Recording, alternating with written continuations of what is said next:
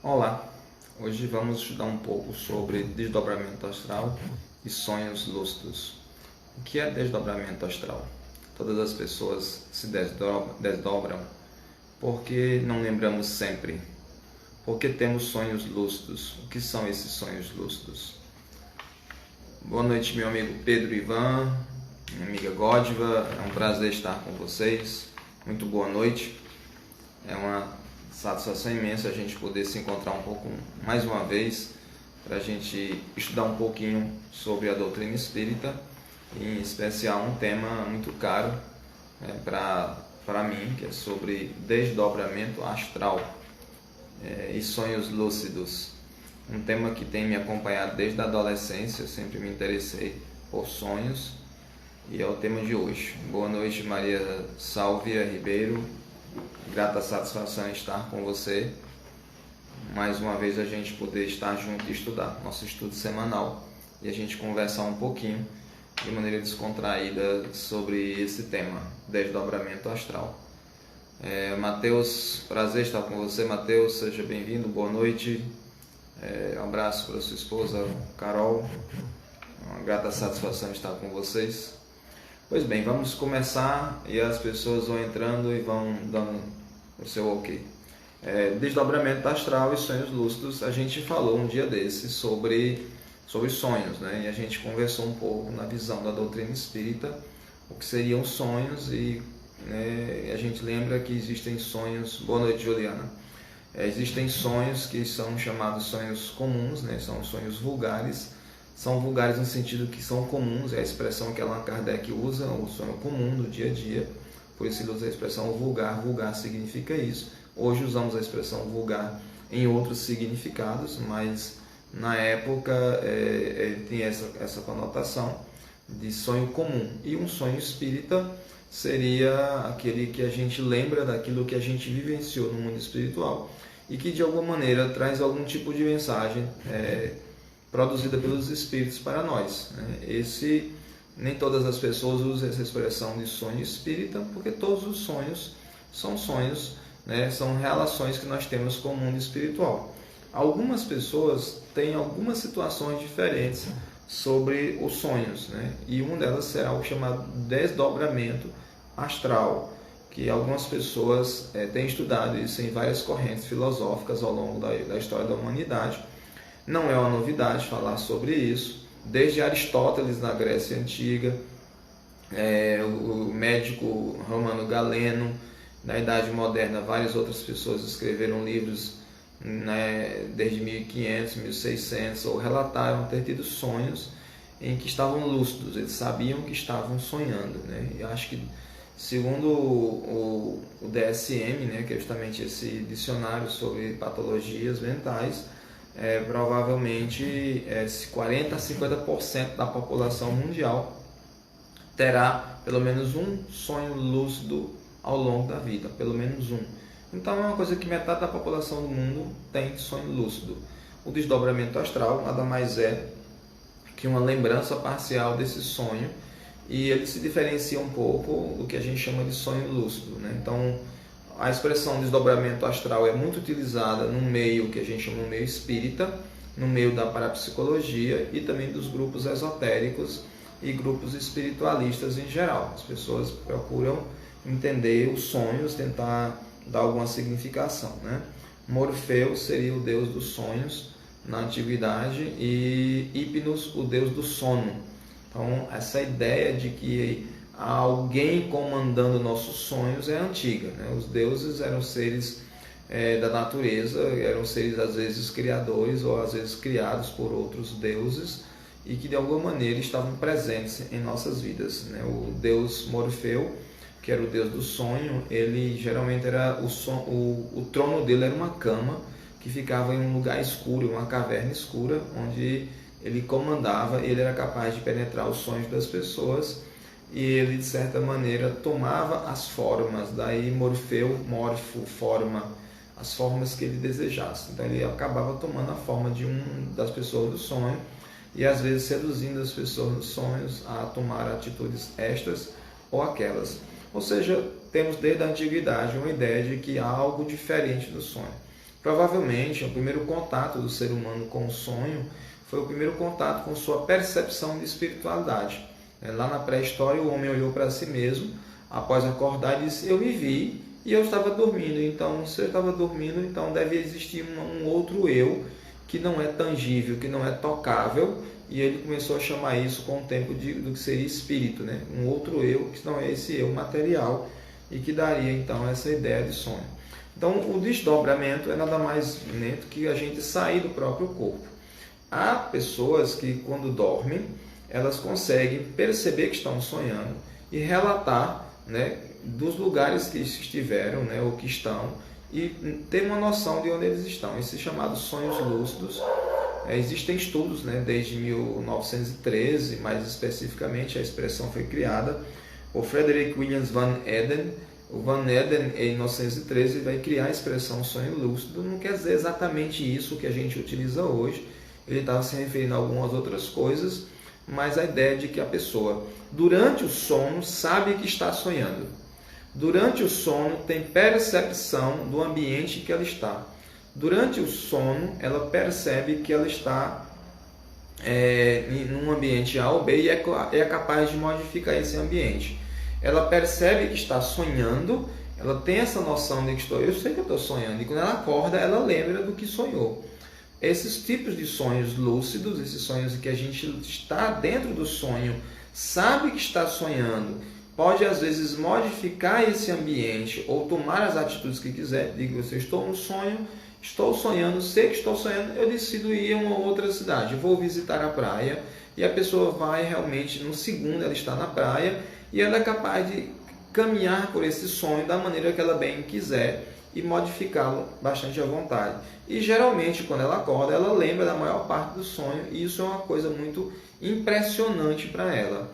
Pelo menos uma vez na vida, metade da população mundial vai ter, a outra metade não há relatos que consiga, né? Então, não há uma estatística precisa para quem é que consegue e quem é que não consegue ter isso. Há pessoas que são chamadas de onironautas, oniro de sonho, né? Nautas de navegadores. Tem gente que procura estudar esse fenômeno e procura desenvolver esses sonhos lúcidos, ou seja, a pessoa começa a tentar ter mais esses sonhos, vai dormir pensando nisso, já vai criando um quadro mental de como gostaria que fosse seu sonho, fica bastante impressionado com isso, né? Causa uma forte impressão e cada vez mais vai desenvolvendo essa ideia de que pode controlar o sonho. E isso é possível, os estudos científicos demonstram isso. Obviamente é uma ciência ainda muito incipiente, ainda está começando, né? E esse processo vai muito lentamente ainda se desenvolvendo, é uma coisa mais recente. O Pedro está dizendo que vivenciou essa experiência, que saí do meu corpo para uma outra passagem e depois retornei para o meu corpo. Então, é uma coisa bastante comum, o sonho lúcido. Se a gente pensar que a metade da humanidade, mais ou menos, consegue ter pelo menos uma vez na vida, então não é uma coisa sobrenatural. O que é interessante do Espiritismo, que chamou muita atenção para mim e para muitas pessoas, é que no livro dos Médiuns, Allan Kardec já trata logo nos primeiros capítulos que o Espiritismo não traz nada de sobrenatural e não estuda o sobrenatural. Na verdade, são fenômenos naturais que não são compreendidos pelas pessoas do seu tempo, né? Ou que são mal compreendidos pelas pessoas do seu tempo. Então, é muito comum as pessoas terem esses sonhos e às vezes acharem que são sobrenaturais. O João Roberto, nosso amigo do Crato, né, fala: professor Júnior, boa noite, costumo ter sonhos em lugares super atrasados, bem pior que a nossa realidade. Esses lugares já é treino para a gente ir para um grau. Pois é, a gente vai falar um outro dia sobre pesadelos, né? A gente estava aqui separando que é um tema muito amplo, a gente devia ter falado no tema outro dia falando sobre sonhos, né? A gente vai logo avisando, a gente criou um canal no YouTube para colocar as lives, então depois é só vocês acessarem na bio, né? Tem um link aí do Instagram e vocês podem ir para lá, e já deve ter umas 12, 13 lives, a de hoje vai estar lá mais tarde. Então, como é muito longo, o espaço de 1 hora a gente falar, então a gente dividiu em várias etapas. Então, sim, Pedro, nós temos, João, desculpe, nós temos muitos sonhos e nós sonhamos às vezes com lugares desagradáveis, né? Então a gente tem que lembrar que o sonho, ele é uma lembrança do que nós vivenciamos no nosso dia a dia. Ele é resultado também dos nossos desejos, de nossas frustrações, né? Eu desejo coisas Tipo, eu quero aquele carro e não consigo comprar, e às vezes eu sonho dirigindo aquele carro. Ou eu simplesmente acho uma pessoa bonita, né, me aproximo dela e ela não me quer, e aí às vezes eu sonho com aquela pessoa ou com a outra pessoa me rejeitando. Então, são dois exemplos bastante simples, mas que demonstram que os sonhos representam, de certa maneira, as nossas realidades, né, subjetivas, que, ou seja, são coisas que nós desejamos ou não conseguimos, e eles se expressam. E às vezes eles são também lembranças daquilo que nós vivenciamos no mundo espiritual. Ou seja, depende de onde nós estejamos, depende do que está em nossa mentalidade no dia a dia. Uma pessoa que passa o dia assistindo, não é o caso, não estou dizendo que é o caso de você, João Roberto, mas uma pessoa, por exemplo, que vê filmes de violência o tempo todo, ela sonhar com violência não seria uma novidade. Uma pessoa que assiste documentários, que assiste televisão, jornais, onde vê muito política, ela sonhar com política não seria uma coisa fora da realidade, né? As pessoas vão tentar trazer para os seus sonhos, do seu inconsciente, aquilo que elas vivenciam no dia a dia. Uma pessoa que passa o dia pensando em sexo, por exemplo, se ela sonhar com sexo, seja fazendo ou tendo vontade de fazer, é bastante natural, já que ela passou o dia pensando nisso, desejando isso, ou às vezes sentindo algum tipo de frustração, já que não conseguiu realizar. Então, os sonhos, eles estão presentes, e a ideia de a gente sair do nosso próprio corpo e olhar para o nosso corpo, que a gente chama de desdobramento. Eu sou capaz de sair, olhar para o meu corpo e ver o meu corpo. Isso não necessariamente acontece no que a gente está no estado de sono, mas no estado de vigília. Então a gente tem que diferenciar que o sonho lúcido não é necessariamente um desdobramento comum. Desdobrar, todos os sonhos são desdobramentos. Toda vez que a gente dorme, a gente sai do próprio corpo. Então a gente se desdobra, dobra, quer dizer, vira dois, a gente sai e vai para outros lugares. Nem sempre a gente lembra disso, nem sempre a gente tem percepção de que está como espírito num plano espiritual. Algumas pessoas têm mais, outras pessoas têm menos, outras pessoas não têm de jeito nenhum, nunca lembram disso. E às vezes tem uma vez na vida. Há casos em que as pessoas têm um tipo de mediunidade chamada mediunidade de desdobramento. Aí é outra situação. Veja bem, sonhar todo mundo sonha, nem sempre a gente lembra. Isso a gente não lembra por uma série de questões.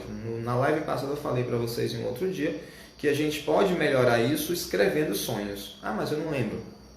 Bota um caderninho no lado da cama e anote a primeira coisa que lhe vier. Assim que você acordar, você sonhei, lembro que foi um sonho desagradável. Se você não lembra do sonho, esse hábito de escrever, mesmo não conseguindo lembrar de absolutamente nada, vai nos programando mente a cada vez mais escrever alguma coisa. No outro dia talvez saia uma palavra, sonhei com água, não lembro o que. No outro dia você acaba sonhei com mar.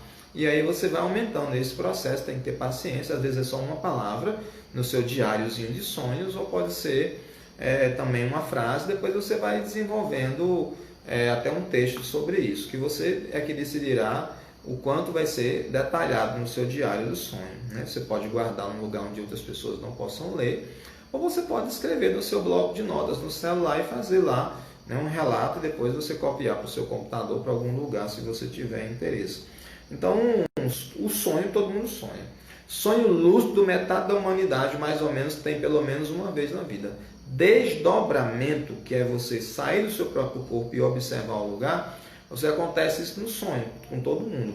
Mas há um tipo de mediunidade, que é o chamado mediunidade de desdobramento, onde a pessoa faz isso acordada.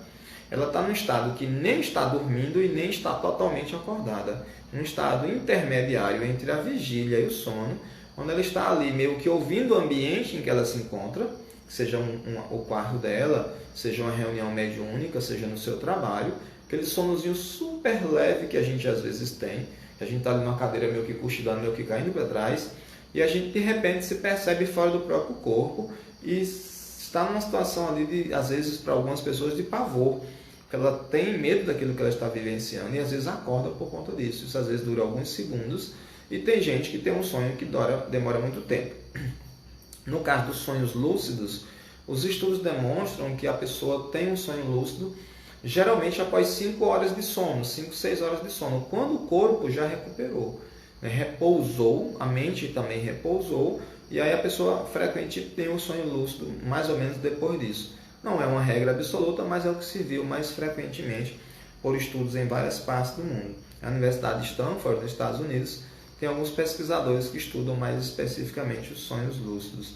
Então, no caso da pessoa ter o desdobramento, ela simplesmente sai do seu próprio corpo e ela é capaz de ver o corpo e o ambiente que ela está. Ela percebe que não está sonhando, mas sabe também que não está totalmente acordada. Esse tipo de mediunidade é uma mediunidade rara, não é comum a todas as pessoas. Bom, a gente um dia desse conversou a diferença entre mediunidade e paranormalidade. Paranormal é alguém que necessariamente não tem contato com os espíritos, é uma faculdade da própria alma, como ver através de uma parede. Mediunidade é você ser intérprete entre o mundo dos espíritos e o mundo material, ou seja, há um contato com algum tipo de espírito de alguma maneira, essa diferenciação. Quando a gente está falando no caso de uma pessoa em desdobramento, a gente diz que é a mediunidade de desdobramento, mas pode ser também uma paranormalidade. A pessoa necessariamente não tem contato com outros espíritos, ela apenas percebe que está fora do seu próprio corpo, né? E frequentemente ela não tem, os estudos que Kardec mostrava na época, ela frequentemente não está em estado perfeitamente normal no corpo material. Ela está num estado de transe ali, mais leve, mais ou menos, às vezes com os olhos abertos, mas não está conseguindo se relacionar normalmente com o ambiente ou com as pessoas, porque o espírito está, de certa maneira, desfocado, ele está fora do seu corpo, mas ele está ligado por algum tipo de fiozinho, que algumas religiões ou algumas filosofias esotéricas chamam de fio de prata. Allan Kardec usa a expressão que a pessoa deixa um rastro espiritual que o liga ao seu corpo. As pessoas começaram a criar outras expressões que também correspondem à realidade, mas algum tipo de contato fluídico, ou seja, energético entre o corpo espiritual, que o espiritismo nós chamamos de perispírito, a palavra que Allan Kardec criou, e o corpo material, que mantém essa ligação, e se o espírito quiser voltar, ele volta imediatamente para o corpo, diante de uma violência, de um acidente, de um perigo qualquer, o espírito volta imediatamente para o corpo, ou se o espírito de alguma forma se assustar, porque nós continuamos sendo espíritos, não viramos espíritos evoluídos porque saímos do nosso corpo em determinado momento.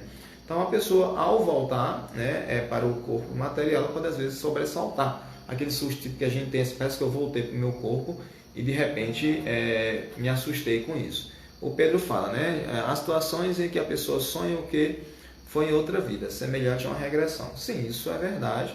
Quando estamos no mundo, nesse estado de sonho, nós temos nossa liberdade espiritual maior e nos é permitido, às vezes, olhar para o passado e ver quem nós somos em vidas passadas. Não toda a nossa vida passada. Frequentemente nós temos relances, temos flashes de que nós somos alguma coisa assim ou outra coisa lá em vidas passadas, quando isso tem algum tipo de utilidade. É claro que isso é uma coisa que acontece com frequência no dia a dia. A gente às vezes se apaixona tanto, tem gente que é apaixonado por uma cultura A.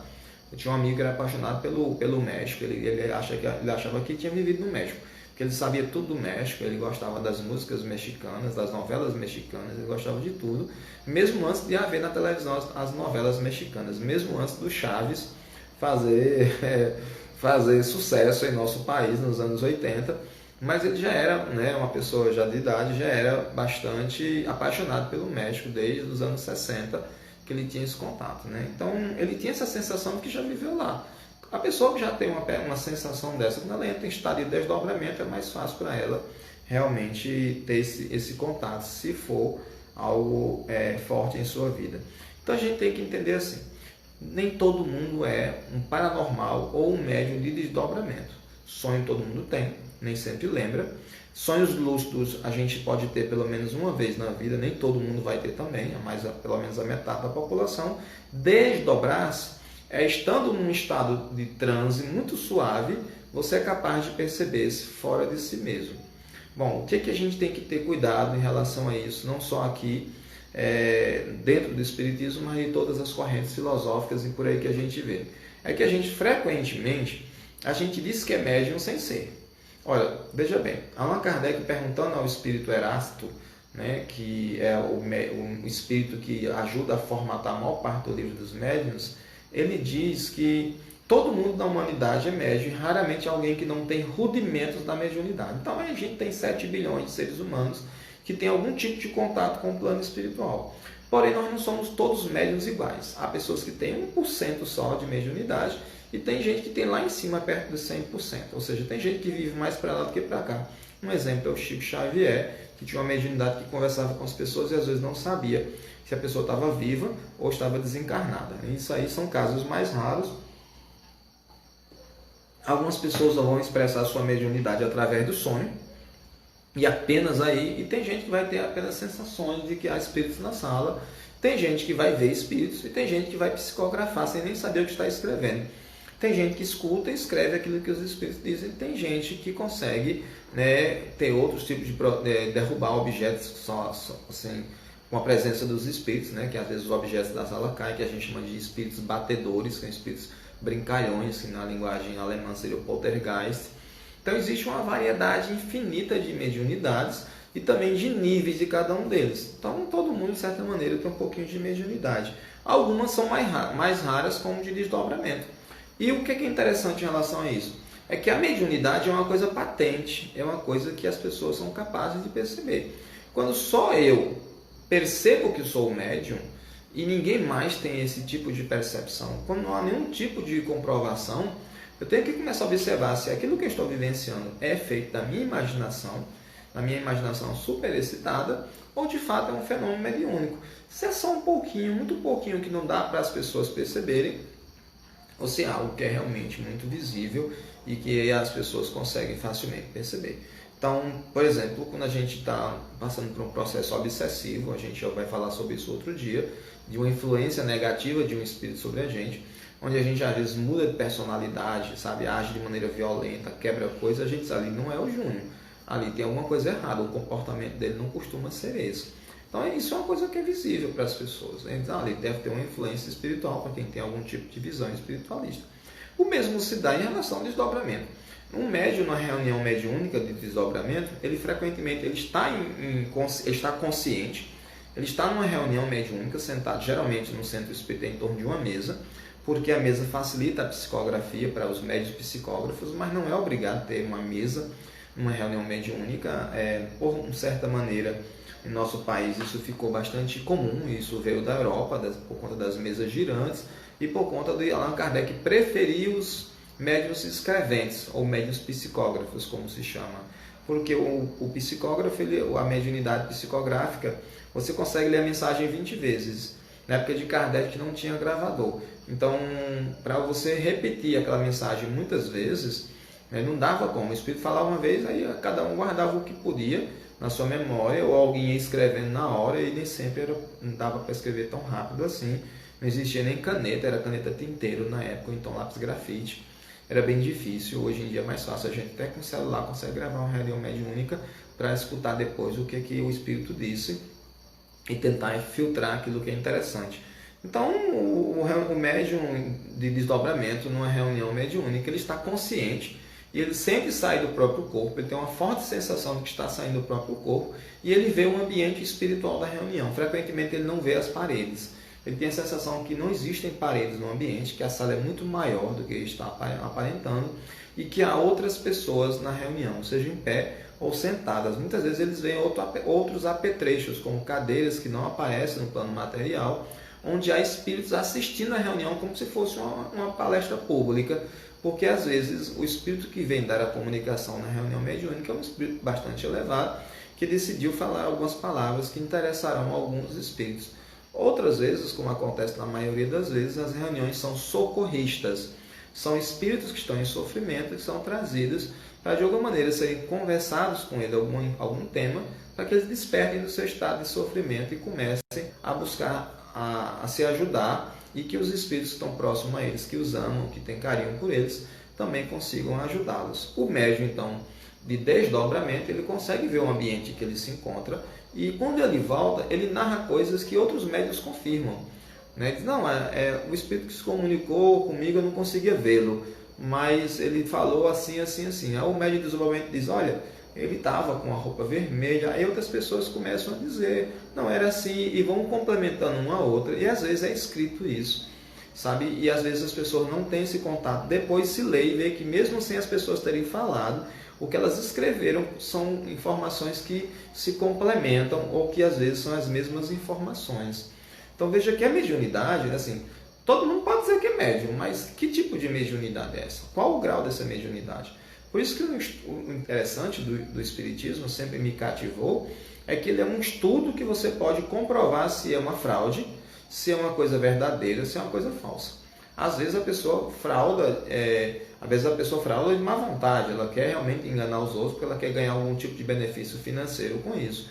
Outras vezes as pessoas fraudam, não de má vontade, mas assim, porque querem enganar os outros, mas porque às vezes elas querem se sentir especiais, sabe? Eu sou assim porque eu sou médium, tu me perdoa, que eu sou assim meio irritado, meio abusado. Então, cada pessoa acaba tendo um motivo para querer chamar a atenção dos outros. Obviamente isso acontece, como acontece em outros ambientes que não tem a ver com mediunidade, e que às vezes as pessoas querem um pouco de atenção e se acham um pouco diferentes. Às vezes a pessoa tem um pouquinho de mediunidade, que necessariamente não é muito, mas que se sente diferente e às vezes amplia isso. Então tem gente que realmente faz isso e precisaria que se realmente qualquer tipo de mediunidade ou de paranormalidade se fizesse um estudo para saber se aquela pessoa realmente é médium. Por exemplo, muitas pessoas que vão à sala de passe, aplicar o passe na reunião mediúnica, que é a imposição de mãos para transmitir energias boas para as pessoas, elas não têm nenhum tipo de mediunidade que informe magnetismo ao outro, mas elas têm um bom coração e querem ajudar. E os espíritos, sabendo disso, multiplicam essa energia, que às vezes é bem pouquinha, mas que às vezes colaboram com aquele ambiente que ali se encontra. Então todo mundo pode aplicar o passe. Faz um curso para aprender o que não deve fazer, muito mais do que o que deve fazer, porque é basicamente você doar o seu coração, doar amor. Né? E isso pode ser aplicado em qualquer lugar, mas se prefere na casa espírita por uma série de situações. Um outro dia a gente pode falar sobre isso. Então, o desdobramento acontece na reunião. Às vezes, o médium que está em desdobramento fica na sala de reunião e vê tudo o que acontece. E depois ele volta e relata. Olha, quando eu estava lá no mundo espiritual, eu vi isso, e as pessoas vão confirmando. Muito frequentemente ele está consciente, está ouvindo as reuniões, a reunião que as pessoas estão dizendo e ao mesmo tempo está vendo. Às vezes ele vê do corpo espiritual e do corpo material ao mesmo tempo, que lhe causa alguma confusão no início, e com a prática ele vai melhorando isso. Outras vezes o médium ele se desdobra, quer dizer, ele sai do seu próprio corpo e ele é levado para outros ambientes, onde ele vai estudar, né? É levado para um ambiente onde ele é informado de determinadas coisas, e ele volta e no final da reunião ele comunica: olha, eu tive em contato com espíritos que me disseram e pediram que eu falasse isso para vocês. Né? Às vezes ele vai lá fora na reunião mediúnica e ele vê lá no centro espírita pessoas, e quando ele volta ele diz: olha, lá fora tem Dona Maria, Joaquina, Francisquinha, não sei o que lá, estão todos sentados lá fora, estão vestindo tal roupa, e quando o grupo entrou não tinha ninguém lá fora, essas pessoas chegaram depois. Isso é uma das maneiras de que se confirme que aquela pessoa realmente tem esse tipo de mediunidade, de que ela realmente saiu. Veja bem, não é ver à distância simplesmente, que é o que a gente chama de visão remota, é um tipo de clarividência, é uma percepção extrasensorial. É uma outra situação em que a pessoa se sente fora do próprio corpo, desdobrada, dobrada em dois, quer dizer, multiplicado por dois. Ele vai lá fora e ele vê um ambiente, ele se vê nesse ambiente, ele relata o ambiente, e ele volta e diz: olha, é assim que está se passando lá fora. Ele poderá também ir a um ambiente de alguém que esteja passando por algum tipo de sofrimento, que colocou o nome num livro no centro espírita: olha, eu estou passando por um problema de saúde, eu queria que vocês me ajudassem. Às vezes é levado para esse ambiente. O espírito vai até a casa daquela pessoa, observa o lugar. Quando eu digo espírito, é o espírito do médium, que está em desdobramento. Ele está lá semiconsciente, ele está mais lá do que cá.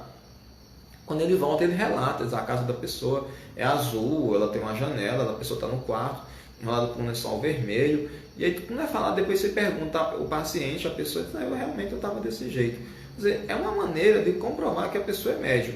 É preciso ficar forçando, perguntando toda hora? Não. A gente aprende com o Espiritismo que nos momentos oportunos os Espíritos nos brindam com essas informações, sabe, voluntariamente. Eles não ficam, sabe, a gente indo atrás toda hora de buscar essas comprovações, porque de vez em quando eles trazem para nós, né, como um acréscimo da misericórdia divina, a gente saber, a gente ter esse tipo de informação, e assim: nossa, realmente eu sou médium. Porque como é que eu ia saber que a pessoa estava deitada em casa, coberta por um lençol vermelho, uma casa que era azul, que tinha uma janela de frente para o quarto dele, lá que tinha não sei o que, dando detalhes. Isso não vai acontecer sempre, mas vai acontecer de vez em quando, muito mais para que o médium se sinta seguro da sua própria mediunidade. Allan Kardec fala sobre isso num livro dos médiuns, sobre a formação dos médiuns. É um capítulo que vai tratar sobre como os médiuns são formados, né? Como se estudar a mediunidade. Então, às vezes, o espírito vai também para ambientes, o médium de desdobramento, na reunião mediúnica, ele sai da reunião espiritualmente e vai para ambientes que são paisagens. Muito frequentemente, as pessoas relatam que estiveram em uma cachoeira, ou que estiveram num mar, ou numa floresta, ou num ambiente muito agradável, e quando voltam se sentindo muito bem, se sentindo tranquilos. Então, cada um tem seus motivos. Para ser útil numa reunião mediúnica de desdobramento, onde a pessoa é médium de desdobramento, ela vai ter que adestrar essa mediunidade, ou seja, ela vai ter que educar essa mediunidade, vai aprendendo a utilizá-la devagarinho, para se manter consciente durante a reunião, e quando ele voltar com informações que sejam pertinentes ao motivo da reunião, que frequentemente nas casas espíritas são reuniões de desobsessão, que é o mais comum nas casas espíritas, mas não só existe esse tipo de reunião em casas espíritas. No dia a dia, em nosso lar, no nosso trabalho, no nosso ambiente, nós também passamos por essas situações. Mas veja, a gente não vai se desdobrar andando na rua, porque a gente tem que estar num estado de mais ou menos sonolência, onde a gente está mais ou menos acordado e mais ou menos dormindo. Nem todas as pessoas vão conseguir produzir esse fenômeno, porque, como eu falei para vocês, ele é mais ou menos raro. Nem todo mundo vai ter essa mediunidade de desdobramento. Embora a gente possa ter sonhos lúcidos, o sonho lúcido por si só não é um tipo de desdobramento desse tipo que a gente está falando, onde a pessoa é capaz de ver o ambiente externo. É diferente. Eu posso estar sonhando que estou na Disney, né, na Disneylândia, vendo as coisas lá, mas ser puramente minha fantasia, não estar lá de verdade.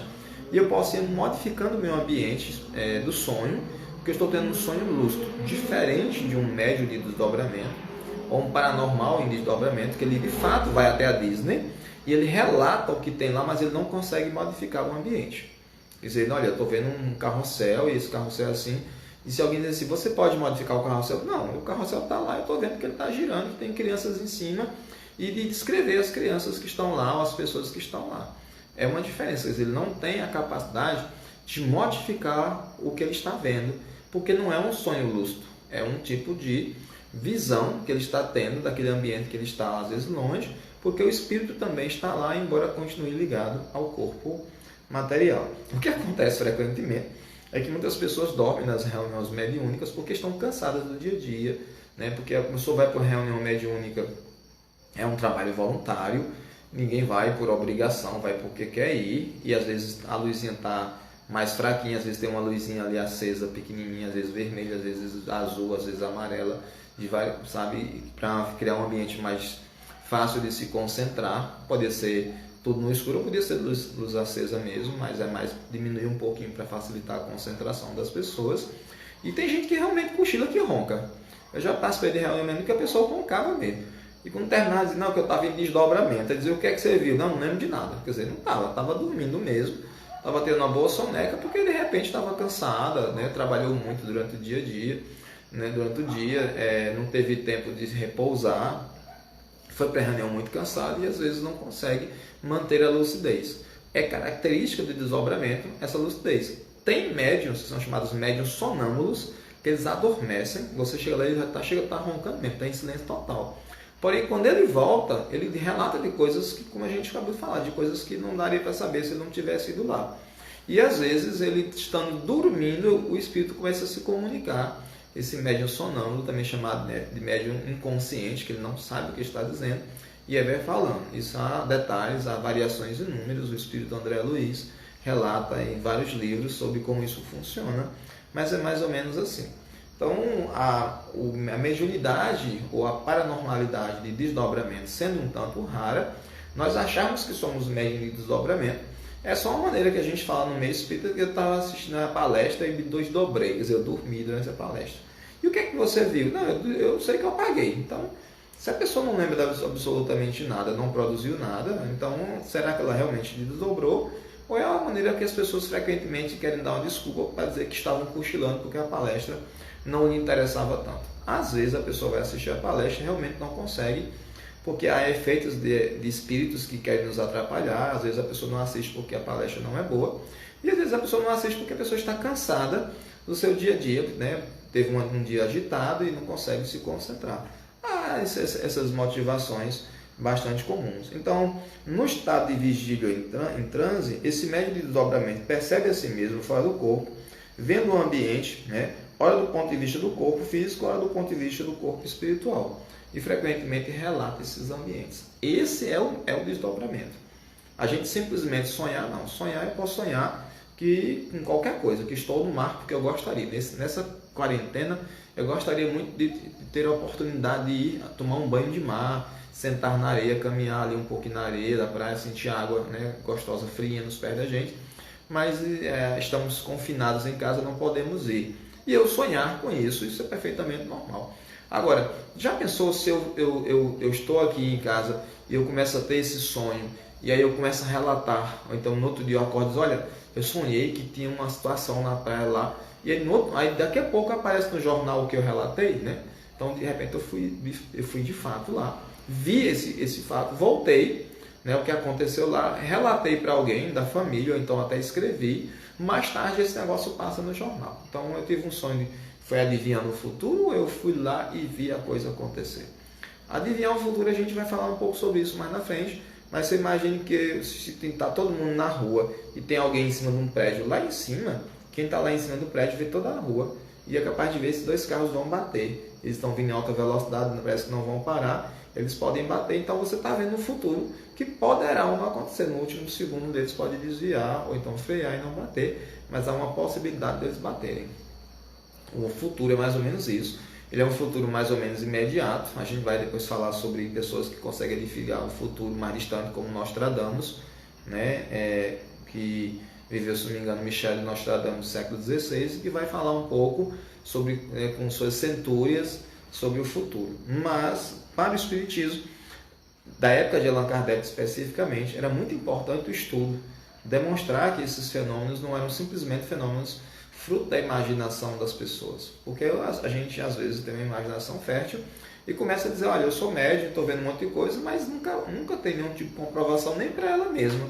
Ela só é uma pessoa altamente influenciada pelas coisas da televisão ou pelas coisas da família e de fato nada nunca se comprovou, não se demonstrou. Allan Kardec não aceitava a pessoa dizer que a pessoa era médium, não. Ele tinha lá e observava se a pessoa realmente era médium, se o que a pessoa produzia tinha algum tipo de efeito inteligente. Ele mandava uma pergunta para a Bélgica, o país vizinho à França, mandava para a Rússia, mandava para outros lugares, mandava para centros espíritas em Bordeaux, né, em Paris e em outras cidades fora de Paris, e ali e tal. E aí ele recebia as respostas desses médios e ia ver quais eram as que eram iguais. Eles diziam, olha, aqui eu recebi 10 respostas, 4 são iguais.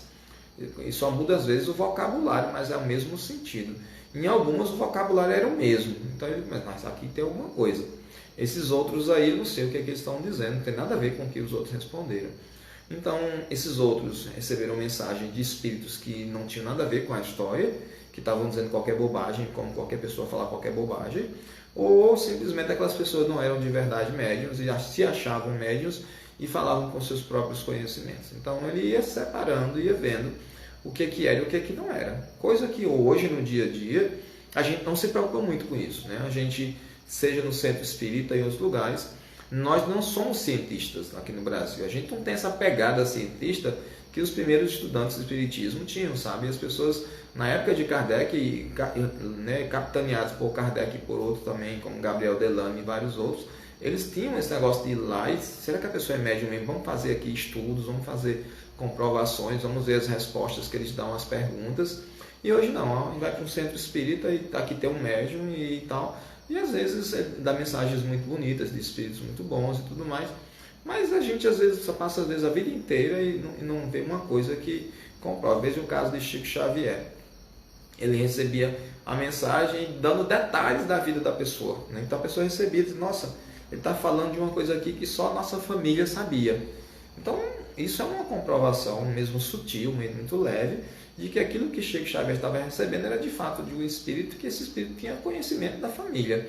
Mesmo que ele não fosse aquele que ele dissesse, mas estava comprovando que Chico Xavier tinha algum tipo de mediunidade. E às vezes as pessoas dizem, não, eu sou médium de desdobramento, porque eu durmo e eu fico vendo os lugares. Mas aí a pessoa não tem nenhum tipo de informação nunca. Não precisa ser todas as vezes, mas uma perdida ao longo da vida inteira, que demonstra que aquilo ali que ela está dizendo é verdadeiro. Então a gente tem que ter cuidado com as pessoas que têm imaginação fértil, que pode ser eu, pode ser você, pode ser qualquer pessoa que tem imaginação fértil, que gostaria de ter essas possibilidades e às vezes não tem. Então os sonhos lúcidos são interessantes. Aqui no Brasil, Valdo Vieira, que era um médium que escreveu junto com Chico Xavier muitos livros, especialmente os livros do espírito André Luiz, alguns livros são dele. O livro Conduta Espírita, né, a gente pensa que é do Chico Xavier, é do espírito André Luiz, mas quem escreveu foi o Valdo Vieira, que era médico, conheceu o Chico Xavier muito jovem, nos anos 50, e eles escreveram juntos vários livros. Tem livro que Chico Xavier escreveu o capítulo ímpar, e o Valdo Vieira escreveu o capítulo par, já imaginou? E a história faz sentido totalmente. É uma coisa impressionante, né? E o Valdo Vieira era dentista, ele era odontólogo também, médico que especializou em cirurgia plástica, e depois ele rompeu com o espiritismo e passou a criar um estudo sobre projeciologia e conscienciologia. Então ele criou aqui no Brasil estudos lá no Rio Grande do Sul e outros lugares, Rio de Janeiro, sobre conscienciologia. Se vocês escreverem no YouTube sobre o Valdo Vieira, vão ver, Valdo com W, Valdo Vieira, vários vídeos dele, né? Um senhor barbudo, assim, uma barba branca, bem, sabe, parece ser bem centenário ele, mas ele morreu um dia desse, e ele falando sobre conscienciologia, ou seja, é a capacidade que nós temos de estarmos conscientes quando estamos fora do nosso corpo. Escreveu muitos livros sobre isso e produziu muito conhecimento sobre isso.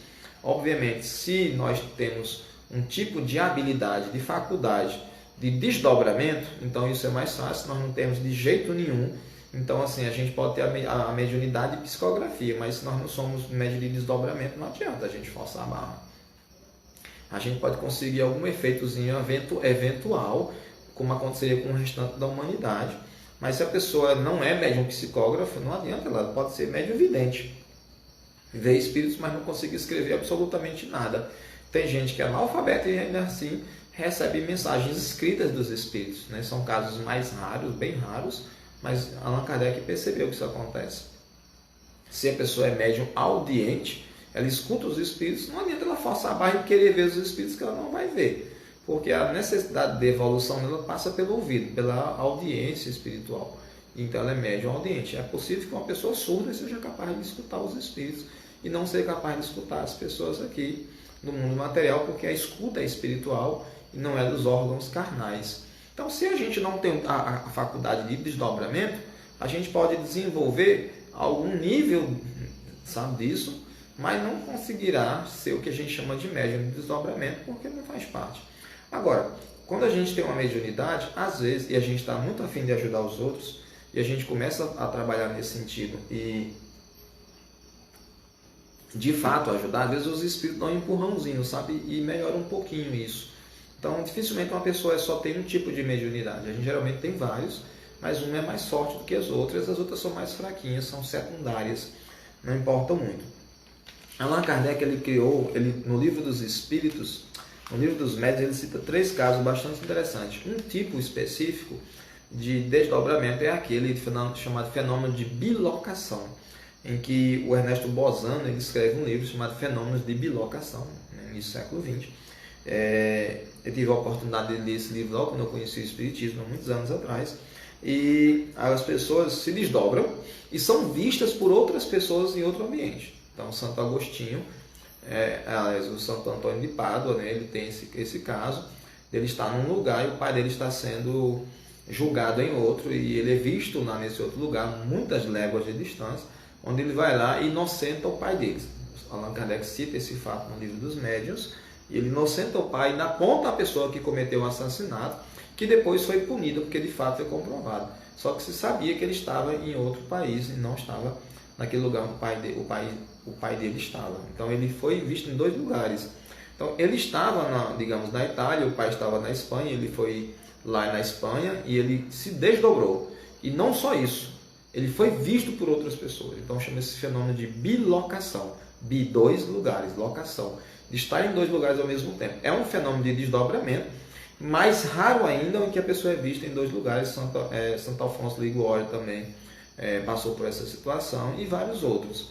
Então, esse tipo de fenômeno de desdobramento, a pessoa está às vezes lúcido nos dois, mas no caso do corpo físico a pessoa está mais apagada, ela não está com as faculdades completamente ligadas, funcionando, porque o seu espírito está afastado e ele está vendo às vezes de dois ambientes ao mesmo tempo. Allan Kardec cita o caso de 3 casos no capítulo, que é o capítulo 7 da segunda parte do Livro dos Médiuns, em que uma mulher está em sua própria residência, trancada em casa, quando uma mulher que vende frutas no mercado entra na casa dela, e ela não sabe por onde, e não diz nada, simplesmente passa pela sala. A mulher fica assustada, vai olhar as portas, as janelas, e vê que está tudo fechado. O fato dela fazer isso, Allan Kardec lembra, causa a impressão de que ela está de fato acordada e não dormindo, já que ela teve essa preocupação de olhar toda a casa, né? e ver que a pessoa não estava ali dentro. Então, não sei que ela veio, para onde é que foi que ela foi. Então, depois ela foi lá e viu, conversou com a mulher da feira, ela disse, não estou lembrado disso não.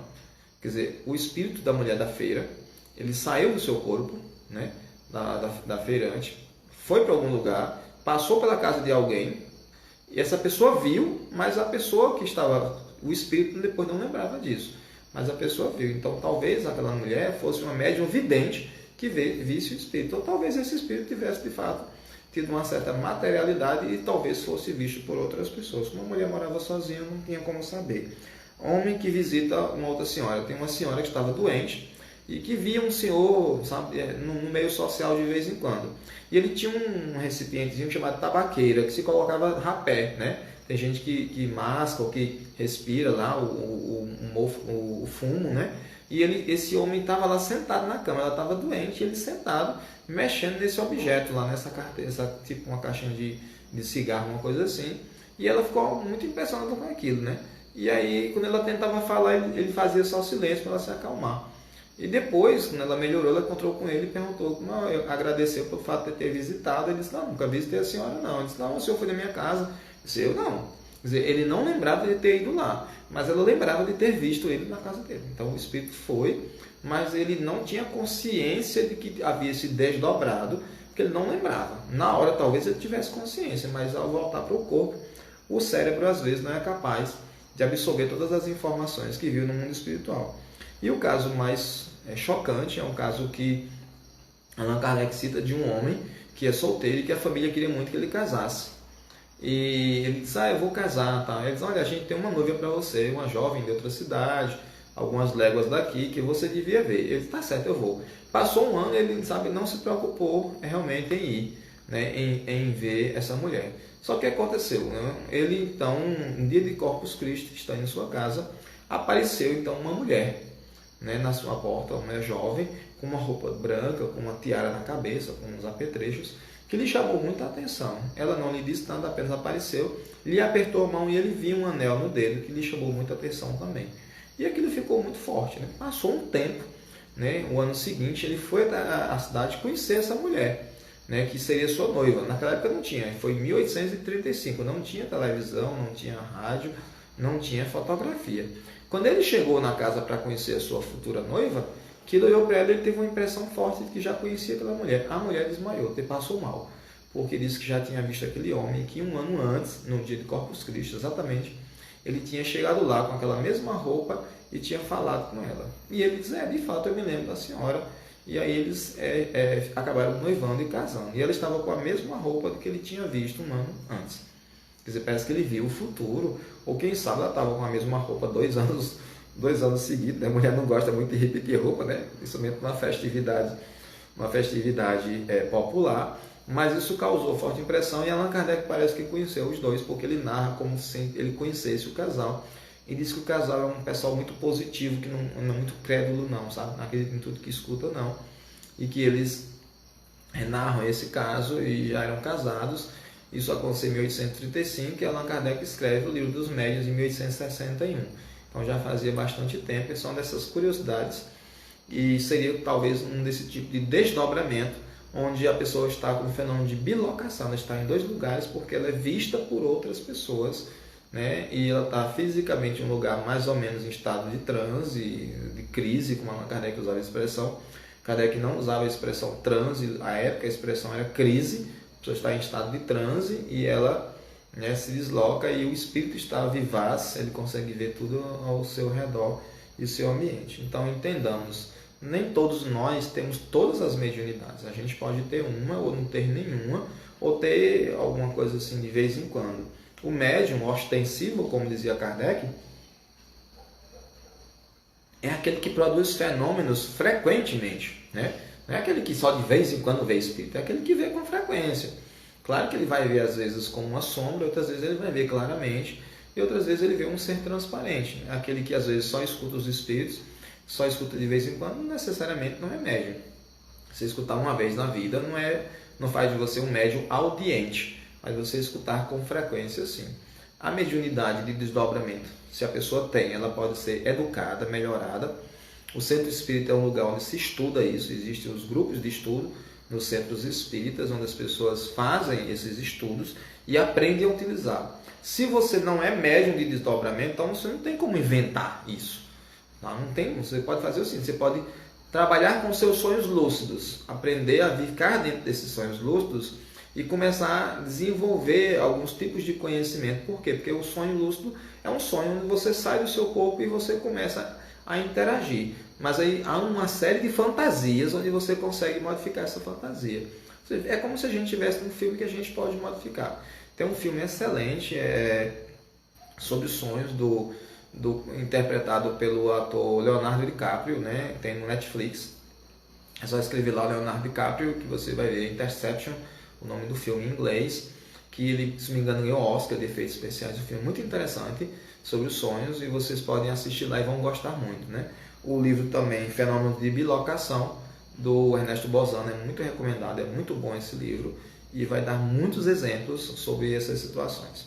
Bom, no outro dia a gente vai falar sobre sonambulismo e outro dia vamos falar sobre pesadelos, né? Vamos devagarinho porque são muitos temas e não queremos que a live fique muito longa. Queria agradecer a todos vocês, né? É muita gente aí para falar que foi aparecendo, tem pouca gente no momento, mas que entra, gente que sai.